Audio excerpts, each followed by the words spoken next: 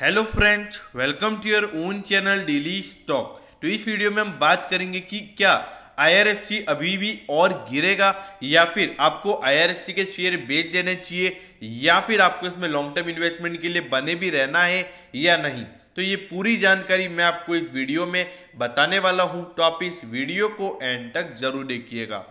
और दोस्तों, अगर आपको रोज इसी तरीके की अपडेट चाहिए तो आप प्लीज़ हमारे चैनल को जरूर सब्सक्राइब कर दीजिएगा, क्योंकि आपको रोज ये सारी अपडेट्स हमारे चैनल के ऊपर मिलने वाली है। तो चलिए शुरू करते हैं। देखिए, सबसे पहला क्वेश्चन है वो ये है कि IRFC का शेयर क्यों गिर रहा है। अभी रिसेंटली 15-20 दिन पहले इसके Q3 के रिजल्ट्स भी आए थे, तो उसमें भी लगभग 16% का ग्रोथ देखने को मिला था। तो उसके बाद भी इसके शेयर के प्राइस में इतना अपवर्ड मूवमेंट देखने को नहीं मिला। मार्केट इतना ऊपर गया तब भी इसका शेयर इतना ऊपर नहीं गया, 26 से ऊपर तक भी नहीं गया था ऑफकोर्स। तो ये ऐसा क्यों हो रहा है? तो इसके पीछे का रीजन यही है।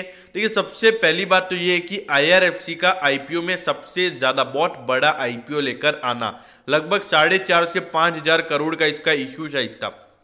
तो देखिए, तो उससे क्या हो गया, इतना मार्केट में डिमांड भी नहीं था, इतना लोग लेने वाले नहीं थे, लेकिन गवर्नमेंट ने उसका सप्लाई इतना ज्यादा कर दिया। तो अगर आप देखोगे IRCTC का IPO, देखिए IRCTC का IPO लगभग 600 से 700 करोड़ के बीच का ही था। तो उसके सक्सेसफुल होने का कारण ही यही था कि उसकी जो डिमांड थी वो बहुत ज्यादा थी और सप्लाई एकदम कम। इसीलिए IRCTC का IPO जैसे ही लिस्ट हुआ था, उसके बाद से वो जिस प्राइस पर वो लिस्ट हुआ था उससे भी नीचे वो आज तक कभी नहीं आया। और मेन बात यह है कि IRCTC जैसी कंपनी का अगर गवर्नमेंट 1500 करोड़ का भी IPO लेकर आती तो भी वो एकदम सक्सेसफुल होता। लेकिन यहाँ पर अगर आप IRFC को देखोगे तो IRFC एक कंपनी अलग है और एकदम से यहाँ पे 4,500-5,000 करोड़ का गवर्नमेंट IPO लेकर आई और अभी गवर्नमेंट ने सिर्फ 10% स्टेक ही बेचा है। अब देखिए, इसको मैं एक और एग्जाम्पल से समझाता हूँ। देखिए, अगर किसी जो फार्मर है उसने अगर 100 किलो सपोज 100 किलो आलू प्रोड्यूस कर दिए, मतलब 100 किलो आलू उसने मैन्युफैक्चर कर दिए, ठीक है। अगर सपोज मार्केट में लेने के लिए लोग सिर्फ 50 किलो ही माल बिकेगा मार्केट में, मतलब मार्केट में डिमांड सिर्फ 50 किलो की है, तो देखिए 50 किलो का माल तो बिक जाएगा एक बार के लिए। लेकिन अगर 50 किलो लेने के लिए अगर कोई लोग ही नहीं बचेंगे तो उस फार्मर को उसकी प्राइस कम करनी पड़ेगी ताकि कस्टमर अट्रैक्ट होंगे उसके प्रोडक्ट को लेने के लिए। तो इसीलिए यहाँ पर भी IRFC में भी यही हो रहा है, क्योंकि इसका जो मेन स्टेक है वो रिटेल इन्वेस्टर्स के पास पड़ा हुआ है। मार्केट में सप्लाई खासा ज्यादा है, लोगों को कोई सेल मतलब कोई हाई प्राइस पर कोई लेने वाला मिल ही नहीं रहा है, क्योंकि शेयर का प्राइस बढ़ ही नहीं रहा है, कोई महंगे रेटों पर इसको खरीदना ही नहीं चाहता है। तो इसीलिए क्या हो रहा है कि जो शेयर जिन लोगों को शेयर मिलता है वो वापिस 20-25 पैसे में ऊपर जाता है तो शेयर को बेच देते हैं, फिर वापिस से नीचे आता है शेयर, थोड़ा सा और लोग खरीद लेते हैं तो वापस वो ऊपर जाता है। तो ले देखे 24 से 26 की रेंज में ही यहाँ पर IRFC आपको घूमता हुआ नजर आ रहा है। और देखिए, अब दूसरा फैक्टर है वो ये है कि देखिए सेबी ने हर गवर्नमेंट कंपनी का कंपलसरी रूल बना दिया है कि 75% स्टेक से ज्यादा गवर्नमेंट का किसी में भी नहीं होगा। तो इसीलिए आपने देखा होगा भी IRCTC का OFS भी आया था, तो वो इसीलिए आया था क्योंकि गवर्नमेंट का किसी भी गवर्नमेंट कंपनी के अंदर 75% स्टेक से ज्यादा स्टेक नहीं हो सकता अगर वो कंपनी लिस्टेड है। तो देखिए ये रूल है। और अगर अभी तो IRFC का सिर्फ 10% स्टेक ही गवर्नमेंट ने बेचा है IPO के थ्रू, अभी भी लगभग 15% स्टेक बचा हुआ है और 15% स्टेक यानी कि लगभग 6 से 7,000 करोड़ का अभी भी और OFS आएगा। और जो OFS आएगा वो जो करंट मार्केट प्राइस होगी उसके मुकाबले कम से कम 5 से 10% डिस्काउंट पर ही आएगा। तो इसीलिए ये एक इश्यू और बना हुआ है। और जब OFS आएगा तो उसके बाद मार्केट में शेयर्स की सप्लाई और ज्यादा हो जाएगी। और जब भी OFS आता है तो ये हमने देखा है कि लगभग हर कंपनी के शेयर गिरते हैं। IRCTC का शेयर लगभग 1700 के लगभग चला गया था, लेकिन वो भी एक बार के लिए 1400 रुपए तक आया था। देखिए IRCTC सबसे बेस्ट गवर्नमेंट लिस्टेड कंपनी है, उसका शेयर अगर गिरा, आपने हिंदुस्तान एरोनॉटिक्स में देखा था लगभग 1001 का OFS प्राइस था और वो शेयर नीचे 650 रुपए तक गया था। तो इसीलिए ये प्रेशर भी बना हुआ है, गवर्नमेंट कभी भी OFS लेकर आ जाती है। तो इसीलिए यहाँ पर FIIs और DIIs को इतना इंटरेस्ट गवर्नमेंट कंपनीज के अंदर नहीं है। DIIs का फिर भी इसके अंदर थोड़ा सा इंटरेस्ट रहता है, लेकिन अगर आप FIIs की होल्डिंग देखेंगे तो नी के बराबर होल्डिंग से इसकी जो मेन होल्डिंग पड़ी हुई है वो रिटेल इन्वेस्टर्स के पास ही पड़ी हुई है। तो अब हम बात करते हैं कि एज एन इन्वेस्टर आपको क्या करना चाहिए। अब ये देखिए इसके अंदर आप प्राइस टू अर्निंग रेशियो को नहीं देख सकते, क्योंकि सेक्टर इसका बैंकिंग सेक्टर से इसको कंपेयर किया जाता है, क्योंकि एक तरीके से ये भी एक NBFC फर्म है। लेकिन देखिए इसका मेन जो काम है वो है रेलवेज को फाइनेंस करना, रेलवेज के जो इंफ्रास्ट्रक्चर मतलब रेलवेज का जो भी एक्सपेंडिचर्स होते हैं उसको फाइनेंस करने का काम करती है, और ऑन डेट इससे कोई भी NPAs नहीं है।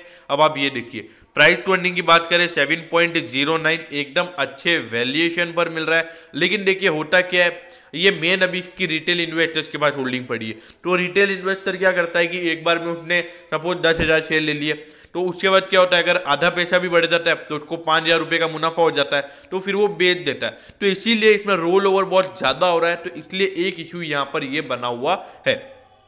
लेकिन अगर आप प्राइस टू बुक रेशियो की बात करेंगे तो खासा अट्रैक्टिव है, और प्राइस टू अर्निंग रेशियो भी खासा अट्रैक्टिव है। ओवर वैल्यूएशन पे नहीं है, अंडर वैल्यूड ही है, इसलिए तो 100% यहाँ पर नजर आ रहा है। अगर आप डिविडेंड की बात करेंगे तो यहाँ पर टिकर टैब पे अपडेट नहीं हुआ है, लेकिन इन्होंने अभी रिजल्ट आए थे तो 1.05 रुपीज़ का डिविडेंड डिक्लेयर किया है, जो कि करंट मार्केट प्राइस पर 4 से 5% के लगभग का होता है।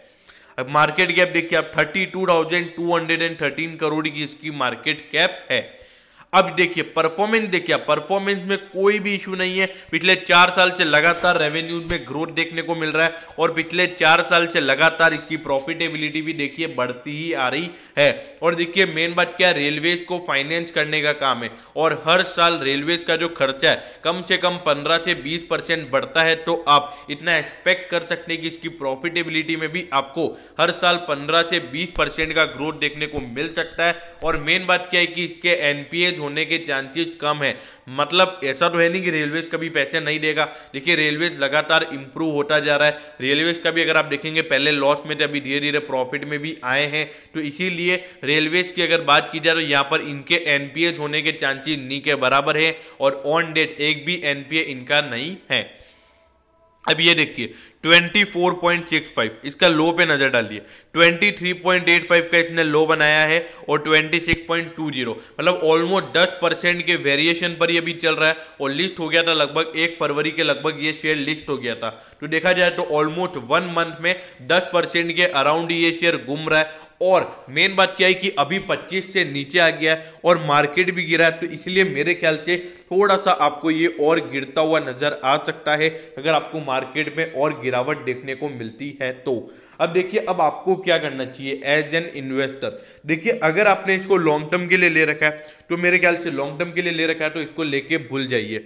और अगर आपके बाई चांस अगर आपने IPO में 26 रुपए के प्राइस पर आपको मिला हुआ है तो मेरे ख्याल से थोड़ी हर गिरावट पे आपको इसको डिप में लेना चाहिए। अब मैं ऐसा क्यों बोल रहा हूँ, क्योंकि देखिए अगर आपने IRFC में पैसा डाला है तो आप यही समझिए कि आपका जो पैसा आपने IRFC में डाला है वो आपके सेविंग अकाउंट में पड़ा हुआ है। देखिए ऑन डेट सेविंग अकाउंट का इंटरेस्ट रेट 3.5 से 4% है, और ये कंपनी लगभग 4 से 5% का साल का डिविडेंड देगी अगर मैं इस प्राइस पे बात करूँ तो देखिए आपको जो उतना वहां पे इंटरेस्ट मिल रहा है तो उससे ज्यादा आपको यहाँ पर डिविडेंड के फॉर्म में मिल जाएगा, और थोड़ा मतलब कम से कम में आपको इसका पर ईयर का 5 से 6% का आपको इसमें कैपिटल एप्रिसिएशन भी होता हुआ नजर आएगा।